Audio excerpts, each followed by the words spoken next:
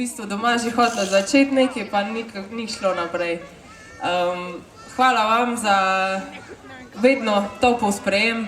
Danes imamo še srečo z vremenom, ampak ne pozabim tistih dni, ko ste čakali tu, ko je deževalo, ko ste čakali 2 uri, danes smo bili še celo precej točni in teh trenutkov ne pozabiš in jaz sem res hvaležna vsem, ki ste prišli sem, ki so pripravljali ta sprejem. Seveda moji ekipi, ki mislim, da je tudi za njih to ena prijetna izkušnja. Mislim, da tudi zelo emocionalna in se res veselimo, da smo lahko tu z vami in da si naredimo eno fešto končno skupaj po čudoviti sezoni.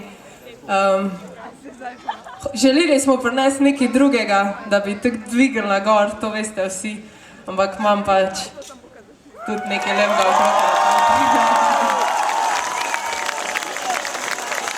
Tina! Sem vedel, da vam bo šlo zdaj najbolje, ko je najbolj potrebno.